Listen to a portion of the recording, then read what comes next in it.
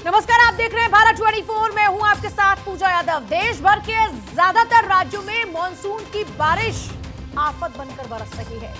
मैदान से लेकर पहाड़ी इलाकों तक हो रही मूसलाधार बरसात के चलते आम जिंदगी अस्त व्यस्त हो चुकी है। पहाड़ों से लैंडस्लाइड की खबरें सामने आ रही तो मैदानी इलाकों में जगह जगह बारिश का पानी भर चुका है और लोगों को इतनी ज्यादा परेशानी हो रही है कि उनका जीना मुहाल हो चुका है। दिल्ली में यमुना नदी खतरे के निशान के ऊपर बह रही है। राजधानी में बाढ़ का खतरा मंडरा रहा है। पहाड़ों पर हजारों टूरिस्ट फंसे हुए हैं, लेकिन इस सब के बीच में यह बात तो मानी कि कुदरत के प्रकोप पर किसी का वश नहीं चलता। पर सवाल यह कि हर साल ऐसी तस्वीरें हमें देखने को मिलती है, फिर भी कोई सबक हमने क्यों नहीं लिया? कहां चले गए बारिश से निपटने के सारे इंतजाम? क्यों सीजन की पहली बारिश में ही बह गए सारे बंदोबस्त? क्यों मौसम विभाग के अलर्ट के बावजूद भी दुरुस्त नहीं हो पाई सारी व्यवस्था? सवाल तो कई उठ खड़े हुए हैं। सवाल इसलिए भी क्योंकि आम जनजीवन इतनी बुरी तरीके से अस्त व्यस्त हो चुका है। सोचिए, आज तक हम एक तरफ जहां अपने देश को विकसित देश बनाने की तरफ कदम बढ़ा रहे हैं, वहीं दूसरी तरफ हाल ये है कि एक मानसून की बरसात यहां पर सब कुछ हिलाकर रख देती है। सड़कों में गड्ढे हो जाते हैं, नालियां बहने लगती हैं, नाले ओवरफ्लो करने लगते हैं, नदियां उफान पर आ जाती हैं, लोग परेशानी में जीने को मजबूर हो जाते हैं। अपनी चर्चा को आगे बढ़ाएं उससे पहले आपको देश के चुनिंदा राज्यों के बीते 48 घंटों की तस्वीर यानी वहां के हालात को दिखा देते हैं कि किस तरीके का मंजर इस वक्त है। दिल्ली की बात करें, पिछले 48 घंटों में दिल्ली में क्या हुआ? भारी बारिश से कई जगहों पर जलभराव, पौष इलाकों में पानी भर चुका है। तो सोचिए, आम जो लोगों के रहने की जगह है वहां पर क्या हालत होगी। सड़कों पर लंबा लंबा जाम लगा। यमुना नदी खतरे के निशान के ऊपर बह रही है। दिल्ली में कई जगहों पर बाढ़ जैसे हालात बने हुए हैं। यमुना बाजार इलाके में घरों में पानी घुस चुका है। दिल्ली में शेरशाह रोड पर सड़क धंस गई। दिल्ली हाई कोर्ट में कामकाज प्रभावित हो चुका है। लीकेज के कारण 3 कोर्ट रूम शिफ्ट हो गए। एलजीबी के सक्सेना ने अमित शाह से मुलाकात की है और प्रभावित इलाकों का दौरा भी किया है। तो यह तस्वीर दिल्ली की है पिछले 48 घंटों में। यह है दिल्ली का नजारा। और अब बात करेंगे उत्तराखंड की। उत्तराखंड में पिछले 48 घंटों में क्या क्या हुआ, अब एक बार जरा नजर उस पर भी डाल लेते हैं। उत्तराखंड में आज भी भारी बारिश की संभावना है। 2 दिन बारिश का ऑरेंज अलर्ट है। मैदानी क्षेत्रों में जलभराव, चमोली के पास ग्लेशियर फट चुका है। उत्तराखंड में गंगोत्री यात्रा पर ब्रेक लग चुका है। खराब मौसम के कारण करीब 3000 यात्री उत्तराखंड में फंसे हुए हैं। उत्तराखंड में केदारनाथ यात्रा को रोक दिया गया है। सोनप्रयाग और गौरीकुंड बैरियर को बंद किया गया है। गंगोत्री नेशनल हाईवे पर सुनगर के पास में लैंडस्लाइड, जहां पर मलबे में दबने से 4 लोगों की जान जा चुकी है। सीएम धामी ने 4 धाम यात्रा रोकने की अपील की है। उत्तराखंड में 8 एनडीआरएफ की टीमें तैनात कर दी गई हैं। यह है उत्तराखंड का हाल। पिछले 48 घंटों में भारी तबाही और इस बीच जो प्रशासन के इंतजामात है वो नाकाफी नजर आ रहे हैं। देखिए, मौसम विभाग की ओर से वक्त से पहले ही ऑरेंज अलर्ट जारी कर दिया गया था। सवाल यह है कि ऑरेंज अलर्ट के बाद भी आखिरकार सरकारें चेती क्यों नहीं? आखिरकार क्यों इंतजामात नहीं किए गए? हर सिचुएशन से निपटने के लिए पहले से क्यों इंतजामात नहीं किए गए? अब हिमाचल की बात करते हैं। हिमाचल प्रदेश में अगर 48 घंटों की बात करें तो वहां पर भी तबाही का मंजर है। हिमाचल में 13 जुलाई तक बारिश का अलर्ट है। सतलुज और ब्यास नदी उफान पर हैं। भूस्खलन के चलते 3 हाईवे समेत 736 सड़कें बंद हो चुकी हैं। सड़कें बंद होने के चलते पर्यटक फंसे हुए हैं। हिमाचल के सोलन में बादल फटा और पीएम मोदी ने भी हिमाचल के सीएम से बातचीत की है और हर संभव मदद का भरोसा भी दिया है। जानकारी है कि दिल्ली से हेलीकॉप्टर अब हिमाचल पहुंच रहा है, क्योंकि सीएम सुक्खू जाकर देखेंगे क्या इस वक्त राज्य के हालात है। क्योंकि भारी बारिश हो रही है, ऐसे में काफी परेशानियां हो रही हैं। सीएम ने राष्ट्रीय आपदा घोषित करने की मांग की है। हिमाचल में सभी कर्मचारियों की छुट्टी रद्द हो चुकी है। अगले आदेश तक सभी कर्मचारियों की छुट्टियों को रद्द किया गया है। यह हिमाचल में अभी तक सरकार द्वारा उठाए गए कदम और हालातों का जिक्र हमने किया। अब देखिए, ये बात तो है पहाड़ों की। अब उत्तर भारत के और राज्यों की बात करें, पंजाब हरियाणा जैसे राज्यों की, तो वहां पर भी 48 घंटों में बहुत कुछ अच्छा नहीं है। यमुनानगर में हथनीकुंड बैराज का जलस्तर बढ़ चुका है। बैराज के सभी 18 गेट खोल दिए गए हैं। पंचकुला में फ्लाईओवर का एक हिस्सा ढह गया। बुरी तरीके से इस वक्त पानी भर चुका है पंचकुला में। हरियाणा में सड़क, रेल समेत जनजीवन बुरी तरीके से अस्त व्यस्त है। हरियाणा से गुजरने वाली 24 ट्रेनें जलभराव के कारण रद्द हो चुकी हैं। पानीपत में गौशाला में पानी घुस गया और सैकड़ों गाय इस कारण से फंस गई। पंजाब में आपदा फंड से 33.5 करोड़ रुपए जारी किए गए हैं। बारिश और बाढ़ से पंजाब में कोहराम मचा हुआ है। वहां पर भी चारों तरफ बर्बादी का मंजर है। ये सड़कें आप देखिए जहां पर दरारें पड़ चुकी हैं। तो ऐसे में सड़कों पर भी निकल रहे हैं तो खतरा आपके सर पर है। इसलिए कोशिश कीजिए कि जितना कम हो सके उतना अपने घरों से बाहर निकले।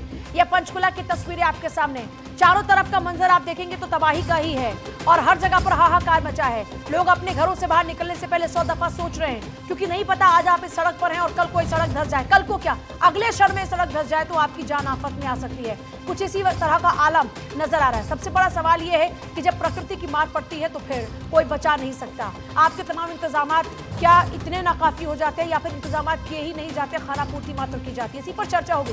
अनुजा कपूर प्रवक्ता बीजेपी हमारे साथ में, टीना करमबीर प्रवक्ता कांग्रेस हमारे साथ में, परविंदर सेठी राजनीतिक विश्लेषक हमारे साथ में, पंकज कुमार टाउन प्लानर हमारे साथ में। इस वक्त सबका स्वागत है और शुरुआत में टाउन प्लानर जो हमारे साथ में है उन्हीं के साथ में करूंगी, क्योंकि देखिए सर, सबसे बड़ा सवाल पंकज जी ये है, हमने शहर बसाए, हमने तरक्की की, हमने अपने लिए तमाम सुविधाओं को अपने लिए बनाया, लेकिन आज क्या वही सुविधाएं और क्या प्लानिंग में कमी रही जिस कारण से आज ये भुगतान करना पड़ रहा है कि लोगों की जान इस कदर आफत में है कि नहीं पता अगले क्षण क्या होने जा रहा है?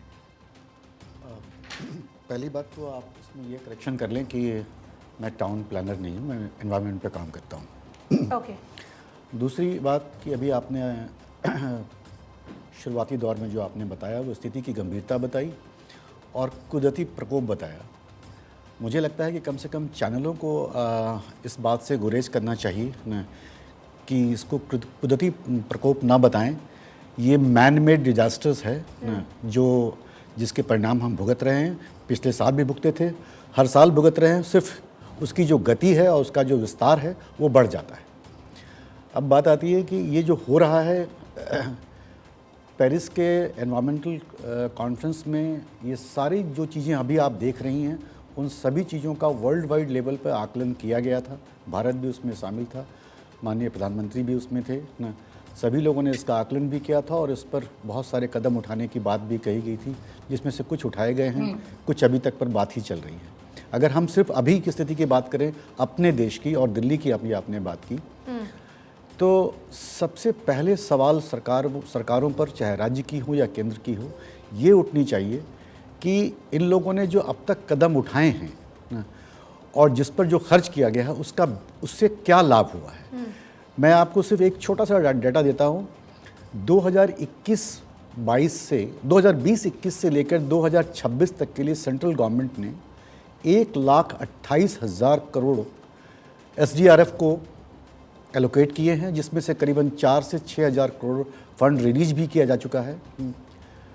तो फिर जो इन स्टेट्स को दिए गए उस पे कोई एक वाइट पेपर आना चाहिए कि जिस पर जो काम हुआ होगा उससे अगले साल वैसी स्थिति ना पैदा हो, उसके लिए उन्होंने क्या कदम उठाए और क्या मतलब आप ये कह रहे हैं कि सरकारों की तरफ से यह स्पष्ट किया जाना चाहिए कि आपदा से निपटने के लिए आपने क्या इंतजाम किए। सर, मैं आपके पास वापस लौट रही हूँ। अनुजा कपूर के साथ में शुरुआत करती हूँ। अनुजा कपूर, सवाल ये आ जाता है कि पहले से तैयारी क्यों नहीं की जाती, और अगर तैयारी की जाती है तो ये तैयारी नाकाफी क्यों हो जाती है? क्यों जब ये आपदा आती है तब हमारे हाथ पांव फूलने लगते हैं? देखिए, ये सवाल तो मुझे लगता है आपको अब अरविंद केजरीवाल जी के जो स्पोक्स पर्सन है उनसे पूछना चाहिए, क्योंकि एमसीडी का इलेक्शन इन्होंने इन्हीं पर जीता था कि हम जो लैंडफिल है जहां पर अब ये क्या कर रहे हैं, गाजीपुर का जो कूड़ा उठा के गाजियाबाद में घुसेड़ रहे हैं, तो ये तो एक दिन का एक काम। दूसरा, ये जो एमसीडी का इलेक्शन के ऊपर बात करी थी कि हम एमसीडी के इलेक्शन पर बात करेंगे, अब हम सबसे पहले जो सारा ड्रेनेज सिस्टम है वहां पर उसको ठीक करेंगे। 2017 के मैनिफेस्टो में इन्होंने कहा था कि हम डिस्टिल्टिंग जो ड्रेनेज सिस्टम है इसको ठीक करेंगे, इसको इंटरनेशनल लेवल पर लेकर आएंगे। 2020 के अंदर अरविंद केजरीवाल ने यह कहा था और इन्होंने ये बात बोली थी, अगर एमसीडी हमारे हाथ में आ जाएगी तो देखना हम क्या करेंगे। 8 साल से आप क्या हाथ कर रहे हैं? आपके एमसीडी के आपके हाथ में तो पीडब्ल्यूडी तो थी, एमसीडी तो अब आपके हाथ में 6 महीने से है। तो 3,000 करोड़ जो आपने फंड लिया था, 80,000 करोड़ में से सिर्फ और सिर्फ आपने नालियां साफ करवाने के लिए जो नगर निगम के पास 3,000 करोड़ नालियां साफ करवाने के लिए आपने लिया था, वो उसका हिसाब पहले तो आप दीजिए। उसके बाद आप ये कहते हैं कि हम जो है एनडीएमसी जो है उसकी प्रॉब्लम है, तो एनडीएमसी की जो प्रॉब्लम है वो सिर्फ 45 स्क्वायर फीट है। आपका जो दिल्ली शहर है वो 1480 स्क्वायर फीट पर है, इसका मतलब 1380 स्क्वायर फीट एमसीडी के पास है। तो अगर एमसीडी के पास 180 स्क्वायर फीट है तो दरियागंज, सदर बाजार, लाजपत नगर, अर्जुन नगर, जीके, ये बताइए कि ये किस तरीके से प्रभाव के अंदर है। और बात ये नहीं है, मैं जवाब ले लेती हूँ आम आदमी पार्टी से। डॉक्टर सुनील कौशिक भी हमारे साथ हैं इस वक्त। एक और चीज कि जहां पर आप ये भी कहते हैं कि हमने तो जी 680 पंप्स लगाए थे और वो काम कर रहे थे। अगर वो काम कर रहे थे, लेकिन ठीक है, आम आदमी पार्टी सवाल पूछिए, लेकिन उत्तराखंड में भी तबाही का मंजर है। उत्तराखंड के अलावा हरियाणा में भी तबाही का मंजर है और वहां पर भी आपकी का सरकार है। मैं इस पर जवाब लूंगी अनुजा जी, एक सेकंड, लेकिन क्योंकि जो आपने सवाल उठाया पहले उसका जवाब ले लेती हूँ। सेठी साहब, आम आदमी पार्टी ने पहले बोला कि हमें मौका दीजिए, जनता ने मौका दिया, अब दिल्ली भी नहीं संवर रही, अब तो एमसीडी भी दे दी जनता ने। देखिए, जो आज की एक चिंता का विषय तो एक प्राकृतिक आपदा है, साल का रिकॉर्ड का जो, लेकिन मैं भारतीय बेशर्मी के ऊपर दुख हो रहा है कि 15 साल एमसीडी इनके पास थी, इन्होंने कूड़े के पहाड़ बना दिए। इन्होंने देखिए दिल्ली, हम अगर आप बात, ये पूरे देश का चिंता का विषय, लेकिन अगर हम दिल्ली की बात करें, दिल्ली जो है उसकी बहुत सारी कॉलोनीज, जो कच्ची कॉलोनीज हैं वो अनप्लान्ड हैं, और जैसे 1600 कॉलोनीज इन्होंने पास भी करी और उनके अंदर वो फैसिलिटीज मुहैया नहीं। सर मैं सवाल कुछ और पूछ रही हूँ, जवाब आप कुछ और दे रहे हैं, मेरे सवाल का जवाब दीजिए ना। आपकी समझ नहीं आ रहा ना मैडम, आपकी समझ नहीं आ रहा। आप जनता को समझाइए, मुझे मत समझाइए। मैंने ये पूछा आपसे कि जब सरकार को मौका दिया, अब तो पूरी डबल इंजन की सरकार जब आम आदमी पार्टी है, तो फिर क्यों ये मुसीबत आ रही है? अरे मुझे सुनिए, मैं ये कहता हूँ कि जब कोई आपदा आ जाती है तब नहीं काम होता, ये काम एडवांस स्टेज में होता है। अभी आम आदमी पार्टी तो 4 महीने 6 महीने से आई है एमसीडी के अंदर, और उसके अंदर बड़ी तेजी से काम चल रहा है। लेकिन जो 15 साल भारतीय जनता पार्टी है, देश की जनता इनसे सवाल पूछेगी कि इन्होंने जो उनका, मैं वही बता रहा हूं, इनको जवाब दे दिया ना आपने, जो वादा किया था उसी के तहत फिर आपको चुना ना, इनको जवाब देते हुए ही चुना ना आपको। अभी भी आप बीजेपी का रोना रोएंगे क्या? नहीं, मैं रोना नहीं रो रहा, मैं आपको एक बात बता रहा हूँ, जब आपदा आती है तब कोई काम नहीं होता, ये काम पहले से होता है और इसके ऊपर काम चल रहा है। पहले से क्यों नहीं किया, वही तो सवाल है ना कि पहले से क्यों नहीं किया? कितने महीने हो गए एमसीडी जीते हुए? एमसीडी जीते हुए कितने महीने हो गए? अरे 4 महीने का काम है। कितने महीने हो गए? अरे कुछ तो कम हो सकता था, कुछ हुआ क्या? कुछ क्या जो किया चलिए वो बताइए। देखिए, जितने भी एरियाज हैं अनुजा कपूर, जल्दी से, मुझे बाकी लोगों के पास सिस्टम था, उसके ऊपर बड़ी तेजी से काम हो रहा है। अनुजा कपूर, जल्दी से जल्दी एक क्विक रिएक्शन है। मैं सिर्फ अपने भाई से ये पूछना चाहती हूँ कि जब आप कह रहे हैं कि ये 15 साल की बात है, तो आप ये बताइए पीडब्ल्यूडी क्या हमारे पास थी? ड्रेनेज सिस्टम हमारे पास था? आप लोगों ने तो कहा था कि हम लोग डालना शुरू कर देंगे पाइपें। मनुष्य सिसोदिया के पास, वो तो जेल में चले गए। अब आप बताइए कि आपका क्या काम चल रहा है? आपका काम कहां से कहां तक है? और आपने कब आपने एक्चुअली इसका जो ये जो जिसको हम कहते हैं ऑडिट, आपने ये ऑडिट कब करवाई है? अब बताइए कि आपने ऑडिट की, जो फ्लड ऑडिट्स होती हैं, कितनी बार आपने करवाई है और कितनी बार आपने मीटिंग ली है? अनुजा कपूर, आप मुझे उत्तराखंड में बताइए कि कितनी बार कराए गए? मुझे आप उत्तराखंड में जवाब दीजिए। सेठी साहब, आप इसका जवाब जरा रख लीजिए, मैं आपके पास आऊंगी। लेकिन अनुजा कपूर, उत्तराखंड में भी तो तबाही का मंजर है। देखिए, खुराना साहब और पवन लाल हमारे साथ जुड़ रहे हैं उत्तराखंड की तस्वीर दिखाने के लिए। पवन लाल का एक बार रुक करते, फिर मैं बाकी सब लोगों के पास वापस लौट रही हूँ। पवन लाल, क्या तस्वीर है इस वक्त उत्तराखंड की? कितना नुकसान अब तक हो चुका है? किस तरह से लोग वहां पर फंसे हुए हैं? क्या क्या परेशानी उनके सामने आ रही है? देखिए पूजा, उत्तराखंड में चाहे गंगा हो, चाहे यमुना हो, चाहे दूसरी छोटी नदियां हो, सब उफान पर है। हालात एक तरह से बेकाबू होते नजर आ रहे हैं उत्तराखंड में। आप समझिए कि बार बार जो हाईवे, गंगोत्री हाईवे पे कल ट्रैफिक को रोका गया, रात में मलबा आ जाता है, 3-4 गाड़ियों पे मलबा गिरता है, 4 लोगों की डेथ हो जाती है। उत्तरकाशी में 5 लोगों की मौत हो जाती है। विकासनगर में भूस्खलन से 1 व्यक्ति की मौत हो जाती है। इस तरह से 7 लोगों की अब तक उत्तराखंड में मौत हो चुकी है। सबसे बड़ा संकट ये कि 4 धाम यात्रा पूजा चल रही है, प्रशासन और सरकार इस पर अभी कोई निर्णय ले नहीं पा रहा। अपील जरूर मुख्यमंत्री कर रहे हैं कि 4 धाम यात्री पहाड़ की तरफ रुख कम करें। 15 तारीख तक कांवड़ यात्रा भी चली, लेकिन बड़ा सवाल है कि जिस तरह से यात्री, चाहे वो बद्रीनाथ हाईवे हो, चाहे गंगोत्री हाईवे हो। पवन जी, उत्तराखंड ने कई त्रासदियां झेल ली हैं। जाहिर सी बात है सरकार को भी टैकल करने का अब तक तो एक्सपीरियंस हो चुका होगा कि किस तरीके से जब कोई आपदा आए, कोई त्रासदी आए, या उसके आने से पहले क्या क्या संभावनाएं हो सकती हैं। सरकार की क्या तैयारियां आपको नजर आई? देखिए पूजा, तैयारियों की बात करें तो देहरादून जहां हम खड़ी है स्मार्ट सिटी है, लेकिन स्मार्ट सिटी के नाम पे एक तरह से अव्यवस्था फैली हुई है। जगह जगह पानी इकट्ठा हो जाता है, जल भराव की समस्या है। सरकारों ने कोई सबक नहीं लिया, चाहे वो 2013 में कांग्रेस की यहाँ सरकार रही हो, आज भाजपा की सरकार हो, सबक के नाम पर कुछ भी नहीं है पूजा। और सबसे बड़ी चिंता की बात यह है कि जो बताया जा रहा है मौसम विभाग के द्वारा कि जो हिमाचल में जिस तरह से जो वेस्टर्न डिस्टर्बेंसेज और जो मानसून के विंड्स ने जो हालात पैदा किए थे, जो भारी बारिश वहां हुई, वो अब एक तरह से उत्तराखंड की तरफ दिख रहे हैं। अगले 24 से 48 घंटे बेहद खास हैं। फिर मुझे बाकी के हालात बिगड़े तो संभालने में नहीं आएंगे। अनुजा कपूर, अब उत्तराखंड में आपकी सरकार है और आज से नहीं है, इससे पहले भी पिछली बार आप ही की सरकार थी। हमारे जो वहां पर सहयोगी है वो बता रहे हैं कि कोई इंतजाम नजर नहीं आए, उसकी तो जवाबदेही आपकी बनती है, उस पर भी जवाब दीजिएगा। बिल्कुल वहां पर जवाबदेही है। और क्या जवाबदेही, उत्तराखंड के अंदर जो काम चलता चला आ रहा है, आपको ये भी मालूम है कि वो हिल एरिया है, और क्या हिल के ऊपर, जैसे कि मेरे भाई कह रहे हैं, एक्ट ऑफ गॉड हो रहा है, तो जो हिली एरियाज हैं उसको भी हम लोग तैनात कर रहे हैं, उसमें लोगों को यहाँ से वहां पर लेकर जाया जा रहा है। कोई ये पहली बार यहाँ पे घटना नहीं हो रही है। अगर उत्तराखंड के लोग फेलियर होते तो भाजपा चुनकर नहीं आती।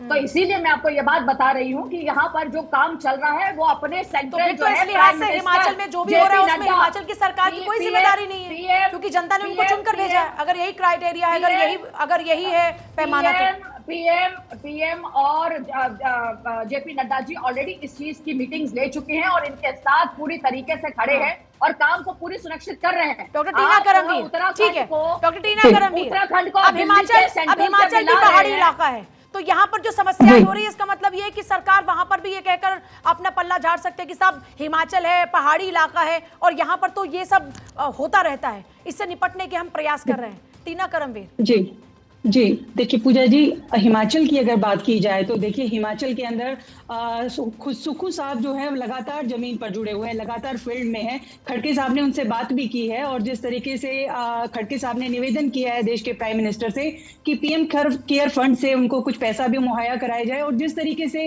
तैयारी की बात की जाए कि हिमाचल के अंदर चाहे सरकारें किसी की भी रही हो, हमेशा वहां पर जो है, क्योंकि पर्वतीय राज्य है तो वहां हमेशा तैयार अलर्ट सरकारें जो है अलर्ट रहती है।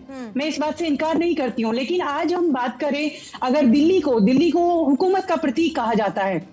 दिल्ली के अंदर देखा जाए तो दिल्ली देखिए सियासत का केंद्र बिंदु, जहां झीलों की नगरी बन चुका है। और जिस तरीके से केजरीवाल जी जो कि झील बनवाने का वादा कर रहे थे, वो झील अपने आप बन गई है। आप लोग अपने हिसाब से क्यों चुन रहे हैं? अरे आम आदमी पार्टी, सवाल मैं कर लूंगी, पहले आप लोग मेरे सवाल का जवाब तो दीजिए ना अपने राज्यों में। बिल्कुल, देखिए हमारे अगर हिमाचल प्रदेश में हमारी सरकार है, हमारी सरकार पूरी तरीके से तैयार है और वहां लगातार काम भी कर रही है। सर पर जब आफत आ जाए उसके बाद में जब नींद खुले और तब अगर आपको लगे कि हमने तैयारी की, अब हम बात कर रहे हैं केंद्र सरकार से, हम ताकत दिखा रहे हैं, तो ये तो नहीं तरीका हुआ निपटने का। मानसून सत्र हो या ना हो, मानसून सत्र हो या कोई भी ऐसा सत्र हो, सेशन हो, वहां हमेशा जो सरकार रही है वो तैयार रहती है। सुक्खू साहब लगातार फील्ड में रहते हैं, ऐसा बिल्कुल भी नहीं है। लेकिन जो अगर दिल्ली केंद्र सरकार की अगर बात की जाए, पर फंसे हुए उनके लिए अभी क्या किया जा रहा है?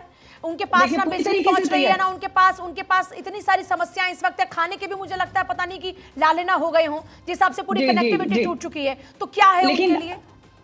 देखिए पूजा जी, जैसे मैंने पहले कहा, वहां पूरी तरीके से तैयारी है। ऐसा कोई इस तरीके से नहीं है जैसे अन्य राज्यों में। अगर केंद्र सरकार की बात कर ली जाए, केजरीवाल जी जब दिल्ली डूब रही थी तो वो हरियाणा में अपना चुनाव प्रचार कर रहे थे, अपने लिए एक जगह तलाश कर रहे थे।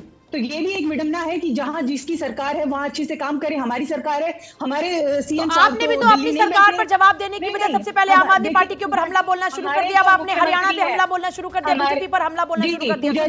पूजा जी हमारे मुख्यमंत्री दिल्ली में नहीं बैठे। डॉक्टर टीना करमवीर सुनिए, मैं देखिए हिमाचल में बड़ी उम्मीदों के साथ में अगर सुक्खू सरकार को मौका दिया तो जाहिर सी बात है, बारिश से पहले जब ऑरेंज अलर्ट मौसम विभाग ने दे दिया तो सरकार की जिम्मेदारी बनती है कि वहां पर तैयारियां की जाएं। और वर्स्ट, जब आप खुद कह रही हैं कि वहां पर ऐसी त्रासदी होती है, तो वर्स्ट टू वर्स्ट सिचुएशन से निपटने के लिए सरकार के पास में प्लान होना चाहिए, जो मुझे लगता है कि कहीं दूर दूर तक नजर नहीं आया।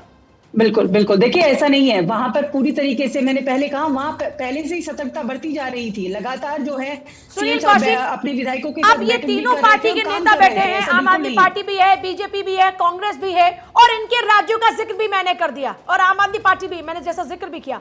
अब सवाल ये है कि सबने एक दूसरे के ऊपर मेरी टोपी तेरे सर, तेरी टोपी मेरे सर, ये सब घुमा घुमा के पहना दिया, लेकिन कोई ये नहीं बता रहा कि उन्होंने अपने राज्य में क्या किया। देखो पूजा जी, ये पहली बार बाढ़ नहीं आई है और तीनों पार्टियों के नेता बैठे हुए हैं। एक भी नेता बता दे कि पिछली बार जो बाढ़ आई थी और उसके ऊपर जो कमेटी बनाई गई थी, कमेटी की जांच रिपोर्ट के बाद रिकमेंडेशन क्या थी, क्या उस पर कोई चर्चा करने के लिए तैयार है? हर वर्ष ऐसी स्थिति से निपटने के लिए कमेटी बनती है और मुख्यमंत्री की अध्यक्षता में कमेटी होती है, और वो परिस्थितियों का जायजा लेकर के परिस्थितियों को बदलने के लिए एक कमेटी रिकमेंड भी करती है कि भविष्य में यदि ऐसा होता है तो ये करना चाहिए। कोई भी पार्टी ये बताने के लिए तैयार नहीं है। पंकज जी ने बताया ना अभी हर वर्ष स्थिति बढ़ती जा रही है। तो जो लोग कमेटी में रहते हैं वो ऐसे तो है तो नहीं, छोटे मोटे लोग रहते होंगे, निश्चित तौर से पंकज जी जैसे लोग भी उसमें रहते होंगे, ब्यूरोक्रेसी के बड़े अफसर रहते हैं, बड़े नेता रहते हैं। वो देखने के बाद ये रिकमेंडेशन करते हैं कि आगे परिस्थितियां बढ़ेगी या घटेगी और हमारे पास ये उपाय हैं और ये हमें करना चाहिए। बिल्कुल सीधा साधा, मैं बहुत सरल शब्दों में बता रहा हूं। कोई भी रिपोर्ट उठा के उसको देख ले, चाहे दिल्ली सरकार हो, चाहे उत्तराखंड सरकार हो, चाहे हिमाचल सरकार हो, चाहे पंजाब सरकार हो, दूध का दूध पानी का पानी हो रहा, कुछ करने की जरूरत ही नहीं है। अब हर वर्ष बाढ़ के बाद मीटिंग होगी, मीटिंग के बाद बजट जारी होगा, फिर क्या होगा, फिर अगली वर्ष के लिए सो जाएंगे लोग, फिर इंतजार करेंगे कि अगले वर्ष कौन से महीने में बाढ़ आएगी, फिर उसके बाद स्थिति देखी जाएगी। बाढ़ आने के महीने तय मौसम वैज्ञानिक पहले से अलर्ट कर देते हैं। अभी चक्रवाती तूफान आया था ना, बहुत दिन नहीं हुए हैं, और केंद्र सरकार ने बड़ा अच्छे से निपटा और कोई हताहत नहीं हुआ। क्या ऐसी स्थिति बाढ़ आने से पहले या वर्षा होने से पहले प्रदेश की सरकारें संभालती हैं? बिल्कुल नहीं संभालती। और मैं 3 दशक से मीडिया में हूं, मैं बता दूं कि केवल और केवल सरकारों का लूट का जरिया यह बाढ़ बन गया है कि किस तरीके से उस पैसे का बंदरबाट किया जाए। स्थान चुने हुए हैं, कौन से स्थानों से होकर के पानी आता है, ऐसा नहीं कहीं भी आ जाएगा। कौन सी नदियां हैं? 2019 में केंद्र सरकार ने जो अटल बिहारी वाजपेयी की नदियों जोड़ी योजना थी, उसमें पता है, हंसी आएगी, 1 लाख करोड़ का बजट जारी किया था, जो मुझे लगता है एक नाली भी नहीं बन पाएगी। तो जब ऐसी स्थिति में आप करोगे, 1985 में 30 बड़ी नदियों को जोड़ने की योजनाएं केंद्र सरकार ने बनाई। आज हम 2023 में हैं, क्या हुआ? अटल बिहारी वाजपेयी ने इस देश की बड़ी नदियों को जोड़ करके ये करने का प्रयास किया कि जहां बाढ़ आएगा, जहां पानी ज्यादा होगा वहां कम पानी होगा, कैसे भेजा जाएगा, और जहां कम मतलब आप ये कह रहे हैं कि असल में चाय पकौड़े की पार्टी है ऐसी बैठ के? बिल्कुल 100%। जहां पर संजीदगी से अगर काम किया जाता तो किसी भी राज्य का आप उठा के, उत्तराखंड का आप देख लीजिए, पिछले साल के आंकड़े उठा के देखिए और आज के आंकड़े उठा के देख लीजिए आप। दिल्ली सरकार पिछली बार नहीं डूबी थी, पिछली बार भी वही स्थिति थी। और हर वर्ष जमुना जी का पानी जब स्थिति जल्दी से 30 सेकंड में को ब्रेक पर जाना है, उसके बाद फिर विस्तार से और चर्चा करेंगे। जल्दी देखिए, ऐसा है, आपने जो बात करी उत्तराखंड की भी, तो क्या आप भूल गए क्या? वहां पर आपके तो वहां पर रिपोर्टर खड़े हैं, तो उन्होंने बताया नहीं कि एनडीआरएफ और आर्मी के लोग वहां पे ऑलरेडी तैनात थे। और उन्होंने क्या आपको ये नहीं बताया कि जो वहां के सीएम है, उन्होंने डिजास्टर कंट्रोल रूम के साथ वहां पर बैठक भी रही, और वहां पर जीसीबी की मशीन्स भी वहां पर पूरी तरीके से तैनात है, ताकि वहां पे कोई भी ज्यादा इश्यूज अगर आते हैं तो उसको भी हैंडल किया जा रहा है। होने के बाद भी देहरादून की क्या हालत है? की और नोएडा भी तो मैडम हमारी जगह है, वापस आ रही है। नोएडा में तो पानी नहीं है, वापस आ रही तो पानी नहीं है, गुड़गांव भी आपकी जगह है, वहां पर पानी है। गुड़गांव भी आपकी जगह, वहां पर पानी है। देखिए, मौसम का तो वाकई ब्रेक फेल हो चुका है। नतीजा ये है कि चारों तरफ तबाही है, चारों तरफ हाहाकार मचा है। लेकिन आज ऐसे हालात क्यों आए हैं? क्या सरकारों ने वाकई संजीदगी से काम किया? क्या जो फंड एलोकेशन है उसका सही इस्तेमाल हुआ, या फिर इन बैठकों में सिर्फ खाना पूर्ति हुई और चाय पकौड़े खाए और निकलते बने? जब आफत आएगी तो देख लेंगे, जो मरने वाले होंगे वो मर जाएंगे, सरकारें आएंगी, बाद में 2-4 के आंसू पोंछ देंगी, काम हो गया, फिर अगली बार का इंतजार करेंगे। और ये आज का सिलसिला नहीं है, यह सिलसिला लगातार चल रहा है। लेकिन जाता कौन है, किसकी जान जाती है, कौन मरता है? वो है आम आदमी। तो क्या आम आदमी की जीवन की कोई वैल्यू है? क्या सरकारें इस बात को समझ रही है? और ये सिर्फ एक सरकार की बात नहीं है। चर्चा की शुरुआत एक बार फिर से करते हैं। अनुजा कपूर, प्रवक्ता बीजेपी, हमारे साथ में इस वक्त है। डॉक्टर टीना करमवीर, प्रवक्ता कांग्रेस। परविंदर सेठी, राजनीतिक विश्लेषक, हमारे साथ में। पंकज कुमार, पर्यावरणविद, हमारे साथ में। डॉक्टर सुनील कौशिक, वरिष्ठ पत्रकार, हमारे साथ में। पंकज जी, आपके पास आते हुए, आप तो पर्यावरण पर काम करते हैं, एनवायरमेंट के ऊपर आप पूरे रिसर्च कर रहे हैं, तो जाहिर सी बात है जो बदलाव हो रहे हैं, जो प्रकृति के साथ छेड़छाड़ के नतीजे हैं, वो सबके सामने हैं। और सामने ये भी है कि इतने फंड एलोकेशन के बाद में तैयारी क्या है? क्या आप वाकई मानते हैं कि जो सिचुएशन आज है उससे निपटने के लिए पर्याप्त तैयारियां की जाती हैं और कोई संजीदा है? अभी जो आपने तमाम राज्यों की स्थिति की गंभीरता को दिखलाई और सरकारों को रिप्रेजेंट कर रहे लोगों की बात जो आपने सुनवाई, उससे एक बात तो बड़ी आसानी से कही जा सकती है कि लाचार और हताश सिर्फ जनता ही है ना। रही बात इस प्रकोप की, तो मैंने पहले भी कहा कि ये कुदरत का प्रकोप नहीं है, मैन मेड प्रकोप है। मगर मैं ये इन तमाम सरकारों से या इन पार्टी जो लोग रिप्रेजेंट कर रहे हैं उनसे ये पूछना चाहता हूँ कि जो पैसे आपने पहले खर्च किए और जो अब आपको, जब मैं अभी आपको एक छोटा सा आंकड़ा दे रहा हूँ, 2022-23 में दिल्ली गवर्नमेंट ने 6,154 करोड़ रुपए इस पर एलोकेट किए गए थे उस फाइनेंशियल ईयर के लिए, जिसमें कि उसकी सिविक बॉडीज़ भी आती थी। कहीं से कोई एक ऐसा हिसाब आता है क्या? मुझे लगता है कि अब CAG की रिपोर्ट लेकर सुप्रीम कोर्ट को इसमें इंटरवीन करना चाहिए, जिससे कि इनके खर्चों के ब्यौरे और उस पर उठाए गए कदमों का ना जनता को कम से कम पता चले कि उसमें हमारे साथ हुआ क्या है। क्योंकि हर बार हम कुदरत के प्रकोप या प्राकृतिक प्रकोप के नाम पर जो सरकारों के द्वारा जो लापरवाही हो रही है ना, हम उसकी कोई भूमिका तय नहीं कर पा रहे हैं। और जब तक हम उस जगह पर नहीं पहुंचेंगे ना, या सरकारें संजीदा नहीं होंगी ना, तब तक यही लाचार और हताश या बेसहारा जनता ना इन्हीं पार्टियों या सरकारों के बीच फंस कर रह जाएगी। हम उसका कोई समाधान ढूंढ नहीं पाएंगे। सेठी साहब, इसका जवाब दीजिएगा। पंकज जी कह रहे हैं कि साहब जो एलोकेशन होता है उसका इस्तेमाल क्या कर रहे हैं आप? तो ट्रांसपेरेंसी की बात करते हैं, तो क्या इस्तेमाल किया, क्या इंतजाम किए गए, चलिए बताइएगा। देखिए, पहली बात तो मैं पंकज जी की बात से पूरी तरह इत्तेफाक रखता हूं कि इसके अंदर चीफ जस्टिस ऑफ इंडिया को और इलेक्शन कमीशन को इंटरवेन करना चाहिए। जो सरकारें एक जो आम आदमी है उसकी जान के साथ खेलती हैं, उनके ऊपर पूरी कार्रवाई हो, उनसे पूछा जाए कि उन्होंने क्यों नहीं करा, और उसके साथ इलेक्शन कमीशन उस पार्टी को बैन कर दे जो इसके लिए रिस्पॉन्सिबल है। आप देखिए इसका रूट कॉज क्या है। जितनी कच्ची कॉलोनीज थी उनको वोट बैंक की तरह इन्होंने बना तो दिया, लेकिन उनको बेसिक फैसिलिटीज नहीं प्रोवाइड करी, उसका ड्रेनेज सिस्टम नहीं सही प्रॉपर बना, और ज्यादातर 25-30% दिल्ली की मैं बात करूं तो वो अनप्लान्ड सिटी है। और जो देखिए, मैं इसमें जब कोई प्राकृतिक आपदा आती है और लोगों की जान के ऊपर बात बनती है तो सबकी एक कलेक्टिव जिम्मेवारी बन जाती है कि मिलकर आरोप प्रत्यारोप की बात नहीं है, लेकिन आपको जिम्मेवारी तय करनी पड़ेगी। सेठी साहब, आप रूट कॉज की बात कर रहे हैं।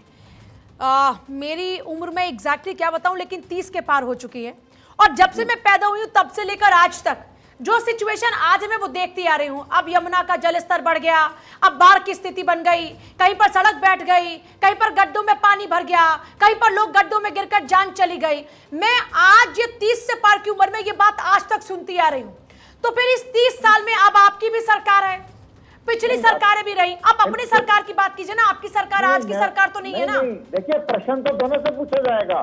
प्रश्न आज की सरकार को अभी आई है, जो 15 साल इस सरकार में रही है उन्होंने क्या करा? अभी आई है आपकी सरकार। अरे आप सुनिए, प्लांट सिटी, अब देखिए पूजा जी, आप बात को अंडरस्टैंड करिए। जितनी अभी नई प्लांट सिटी हैं, चाहे आप नोएडा की बात ले लीजिए, चाहे आप इधर की द्वारका की बात ले लीजिए, वहां इतनी समस्या। अगर आज मेरा शरीर बर्बाद हो गया तो क्या मैं अपने आप को जहर का इंजेक्शन लगा के खुद को खत्म कर दूं क्या?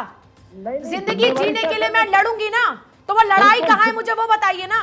मैं वही बता रहा हूँ जो लोग 15 साल एनसीडी के अंदर थे, जिन्होंने ये सिचुएशन पीडब्ल्यूडी किसके पास रहा?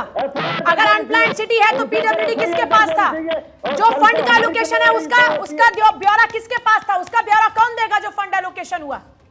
सिचुएशन से निपटने के लिए पैसा तो केजरीवाल सरकार के पास ही आया ना। और जो भी सिचुएशन हो उससे निपटने के लिए जब आप जनता की लड़ाई लड़ने की बात करते हो तो लड़िए केंद्र सरकार से कि मुझे अपनी दिल्ली सिटी हर मुसीबत से निकलने के लिए चाहिए तैयार। नहीं, तैयारी है, पूरी तरह से काम चल रहा है और पूरी जिम्मेवारी तय है हमारी। लेकिन जिन्होंने किसी और के पाप पुण्य गिना देने से अपने पाप पुण्य कम नहीं हो जाते सेठी साहब। किसी भी सरकार ने नहीं दिया है। टीना करमवीर, देखिए 24 अगस्त 2021 को केजरीवाल जी है एक मास्टर प्लान तैयार करके देने वाले थे जनता को कि हम एक ऐसा मास्टर प्लान बनाएंगे जिससे कि दिल्ली एक ड्रेनेज सिस्टम एक ऐसा देंगे कि जिससे कभी ऐसा नहीं होगा। लेकिन आज 2023 आ गया, कहाँ है मास्टर प्लान? कोई मास्टर प्लान नहीं है इनके पास। और दूसरी बात ये है कि देखिए केजरीवाल जी लगातार जो है दूसरी सरकारों पर ठीकरा फोड़ते आए हैं, लेकिन ये दिल्ली में रहेंगे तभी तो दिल्ली की देखभाल करेंगे, दिल्ली पर ध्यान देंगे। ये तो पूरे टाइम भारत भ्रमण में निकले होते हैं, कभी कहीं जा रहे होते हैं, कभी कहीं जा रहे होते हैं अध्यादेश को लेकर, जबकि शीला दीक्षित भी तो थी। कितने लोग, कितने जो और मुख्यमंत्री रहे थे जिन्होंने काम किया है अच्छे ढंग से, लेकिन ये टीना जी दूसरी सरकारों पर ठीकरा फोड़ते रहते हैं। शीला टीना दीक्षित जी, जी ने 10 साल क्या करा? आपकी सरकार तो सबसे ज्यादा दिल्ली का छोड़िए पूरे देश में सबसे ज्यादा किसी सरकार का राज रहा तो वो कांग्रेस की सरकार है। हाँ, तो फिर तो उस बिल्कुल। हिसाब से अगर देखा जाए तो कांग्रेस सबसे ज्यादा जिम्मेदार होगी, क्योंकि ये आज की परेशानी तो है नहीं। अगर आज देखिए, अनप्लान देखिए, दिल्ली है या अगर- कोई और अगर- अन्य राज्य है अगर- तो वहां अगर पर उस हमारी तरह की सरकार सिचुएशन से- पहले हो जानी जी, चाहिए पूजा थी।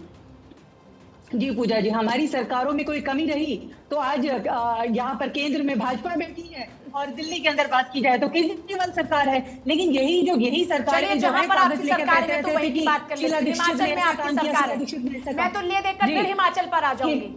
मैं तो जी, फिर हिमाचल पर की जहां पर देखिए, आपकी सरकार है, जी, चलिए मैं जी। वहां पर आपसे सवाल पूछती हूँ, और बीजेपी की जी। जहां पर सरकार है वहां पर मैं उसके बारे में उनसे सवाल लगातार बिल्कुल। पूछ ही रही हूँ। सबसे देखिए- ज्यादा सवाल भी मेरे शायद अनुजा से ही रहे होंगे। मेरा सवाल चलिए आपसे हिमाचल में है। अब तो सुक्खू सरकार, जी। और ऐसा नहीं कि ये कोई पहली बार मौका मिला है भाई, वहां तो BJP Congress, Congress BJP, BJP Congress, Congress BJP, यही सिलसिला चल रहा है। तो इक्वली आप दोनों ही सरकारें वहां पर जिम्मेदार हैं। जब पहले से ऑरेंज अलर्ट था तो सरकार की तैयारियां मुझे गिनवाई एक एक करके कि ये फंड का एलोकेशन था, किसी भी आपदा से निपटने के लिए ये बैठकें होती हैं, हमने ये बैठकें की थी, उन बैठकों का नतीजा ये रहा, ऐसी सिचुएशन आएगी तो सरकार ये करेगी, ये सिचुएशन आती है तो जी। ये सरकार करेगी। वो कोई खाका है आपके पास में अपनी सरकार का कि सब हमने ये तैयारी की? जी जी पूजा जी, जब से सुक्खू सरकार का एक मंत्रिमंडल का विस्तार हुआ है उसके बाद से ही लगातार जो है सुक्खू जी लगातार एक्टिव रहे, सक्रिय रहे अपने राजनीतिक जीवन में। देखिए जिस प्रकार इससे पहले भी हिमाचल में जिस तरीके से सरकारें रही हैं, जयराम जी की सरकार थी, हम किसी को दोष नहीं देते हैं, लेकिन वो पर्वतीय क्षेत्र है, वहां पर बहुत ज्यादा ध्यान देने की एक जरूरत है। सवाल पंकज जी का है, हम पूछिए लोग तो पंकज जी। लगातार जो है एनडीआरएफ की मैं टीम लगातार काम कर रही है हिमाचल और जिस अब प्रदेश- कर रही है अब कर रही है मैम, अब कर रही है। मैं हिमाचल प्रदेश और उत्तर प्रदेश नहीं। की सरकार जो दोनों, जहां एक जगह कांग्रेस और एक जगह बीजेपी है, पर्यावरण के रिपोर्ट के हिसाब से ये कहा गया है और कई एक बार चिताया गया है कि कौन कौन से विकास के काम या किस तरह से जंगलों की कटाई नहीं करनी है, जिसकी वजह से वहाँ पर पहाड़ों को नुकसान पहुँच सकता है, पहाड़ दरक सकते हैं, भूस्खलन से लेकर के नदियों में पानी के बढ़ने की या ग्लेशियर्स के पिघलने की नौबत आ सकती है। मज़ेदार बात यह है कि वहाँ पर जो आज अभी दोनों पार्टियाँ आपस में लड़ रही हैं, मगर इन दोनों पार्टियों में आप उनसे सवाल पूछें कि विकास के नाम पर जो कुछ भी हो रहा है वहाँ इन दोनों पार्टियों की आपस में सहमति है और कोई किसी पर हल्ला नहीं बोल रहा है। मगर जब हम किसी और जब उसके भयावह परिणाम के बारे में बात हो रही है तो इसने कहा कि ये कह रही है कि वो उसने नहीं किया, वो कह रही है इसने नहीं किया। मगर जिस विकास को रोकने की बात की जा रही है, जो प्रकृति के साथ तालमेल नहीं बैठ पा रहा है, जो कितने लंबे वर्षों से हम लोग चिल्ला कर कह रहे हैं कि ये नहीं होना चाहिए, ये नहीं होना चाहिए, इनकी अपनी भारत सरकार से लेकर राज्य सरकारें तक की जो साइंटिफिक रिपोर्ट्स है वो बताती है कि ये सारे काम नहीं होने चाहिए, मगर वो सारे काम हो रहे हैं और वो दोनों पार्टियां बड़े आराम से, उसमें कोई हो हल्ला नहीं है और सहमति से काम हो रहा है। आखिर क्यों हो रहा है? अनुजा इसके लिए हाथ उठा रही थी, बोलिए अनुजा। देखिए मैं एक बात ये बता देना चाहती हूँ कि एक तरफ से कहा जाता है कि डेवलपमेंट क्यों रोका जाता है। अगर हम डेवलपमेंट और ड्रेनेज सिस्टम को अगर उत्तराखंड में नहीं करते तो वहां पर जो रहने वाले लोग उनको उठा करके अपना बाहर फेंक दे, नीचे नाली में फेंक दे। कहा जाए जो लोग वहां पर सेटल हो रहे हैं, जो आपस में मना करने के बावजूद भी अगर लोग वहां पर सेटल होते हैं, जो लोग कहते हैं कि ये हमारी जगह है, हम बहुत पहले से रह रहे हैं, ये आज की बात नहीं है, बहुत पहले से रहे, मेरे ख्याल से इस बात के बारे में सबको पता है। और वहां पर जो ड्रेनेज सिस्टम के इशू है उसको पुख्ता ना करे तो जो कहाँ जाएगी चीजें, फिर हमारे ऊपर सवाल आ जाएगा। जैसे अभी ये हमारे प्रवक्ता बैठे हुए आम आदमी पार्टी के, जिन्होंने नजफगढ़ सड़कों का चौड़ीकरण जो है उसके ड्रेनेज में नहीं आता है। आम आदमी का प्रवक्ता नहीं हो अनुजा जी, आपको मैं नॉलेज जरूर कर दूं। हम लोगों ने पहले आपके वो हमारी पार्टी का प्रवक्ता नहीं है। आपके ऊपर एफआईआर होनी चाहिए भारतीय जनता पार्टी पर। 15 साल के अंदर आपने दिल्ली का बेड़ा गर्क कर दिया, 15 साल के अंदर आपने दिल्ली का बेड़ा गर्क कर दिया। You should be answerable to the देश की जनता से आपको जवाब देना पड़ेगा, आपको जवाब देना पड़ेगा। जवाब तो देना पड़ेगा सुनील कौशिक, जवाब तो देना पड़ेगा, लेकिन जब जवाब देते नहीं बनता तो एक दूसरे की टोपी एक दूसरे के सर पे पूजा जी, घुमाते हैं। जवाब कोई ईमानदारी से दे तब तो जवाब सुना जाए और आंकड़ों पे बात हो। बात कर रही हूं, केंद्र तो मेरे बीच सरकार में बोलने ने का मतलब क्या है? केंद्र सरकार ने जब दोबारा सेठी साहब एक सेकंड, आप इनसे बात कीजिए ना, फिर आप आदमी पार्टी से बात पूछिए। केंद्र सरकार ने जब 2019 में दोबारा आती है तो ड्रेन सिस्टम को सुधारने के लिए पूरे देश में कुछ शहर चिन्हित अनुजा जी किए, एक सेकंड, पूरे शहर चिन्हित किए। हाँ उसमें जब आंकड़ा लोकसभा में मांगा गया कि कितना पैसा खर्च हुआ तो जानते हैं 30% पैसा खर्च हुआ, 40% पैसा पड़ा हुआ है। और 30% पैसा पे भी यदि समीक्षा कर ली जाए धरातल पर तो मुझे लगता है 10% भी काम नहीं हुआ। इसका जिम्मेदार कौन? पैसे की कमी है क्या? जो पंकज जी ने कहा कि 6000 करोड़ से ज्यादा पिछली साल दिल्ली सरकार ने अधिकृत किया इस सिस्टम को सुधारने के लिए, क्या हकीकत में हो पाया? और मैंने बड़ा साफ शब्दों में कहा कि हर वर्ष का खेल है ये। क्या ये इम्पॉसिबल है? ये नहीं क्या है। ये मैनेज करना इम्पॉसिबल है? अगर मैं एक शब्द में कोई पूछूं। पॉसिबल नहीं, बिल्कुल पॉसिबल है, बिल्कुल possible है पॉसिबल तो है, फिर क्यों नहीं कर पाती है वो सरकारें? जैसे पंकज जी ने कहा ना कि इस प्रकरण में एक दूसरे के खिलाफ पार्टियां बोलने जल्दी को से तैयार पंकज नहीं जी, है। सवाल ये कि क्या ये पॉसिबल नहीं है, और अगर पॉसिबल है तो फिर क्यों नहीं कर रही है सरकार? जल्दी से 30 सेकंड पॉसिबल इसलिए नहीं कर रही है सरकार कि बंदरबाट कैसे होगा? पंकज जी जल्दी से। देखिए, मुझे लगता है कि जिस तरह से मैंने कहा कि सुप्रीम कोर्ट को इंटरवीन करना चाहिए सीएजी की रिपोर्ट को लेकर के, उसी तरीके से मुझे केंद्र सरकार से गुजारिश है जी। कि उसमें एक सिस्टम होता है कि केंद्र सरकार जो फंड देती है ना, उस फंड में उसकी पूरी जो है उसको ये अधिकार है कि वो तमाम जवाबदेही इन पर तय करे और उसका हिसाब ले। मगर अरे सर, आप जानते तो है अरविंद केजरीवाल किस तरीके का गंदे आदमी है, आप जानते हैं। हम तो जोश चलिए, शुरू बहुत करते हैं, शुक्रिया हम सभी का कितना चर्चा में बड़ा शामिल होने के लिए। खेल बहुत शुक्रिया सभी का चर्चा में शामिल होने के लिए। कुल मिलाकर जनता अपनी याददाश्त को तरोताजा रखे और जो जो आपके साथ घट रहा है उसका हिसाब रखे। जब आपसे वोट मांगे जाए तो उस हर हिसाब को उन लोगों के सामने पेश कीजिए जो आपके साथ में हुआ, और तब जाकर आपके साथ इंसाफ होगा। लेकिन उससे पहले आपको खुद सबसे पहले इंसाफ के तराजू में हर पार्टी को तोलना होगा, और तब बेहतर दिशा में आपको नतीजे मिलेंगे।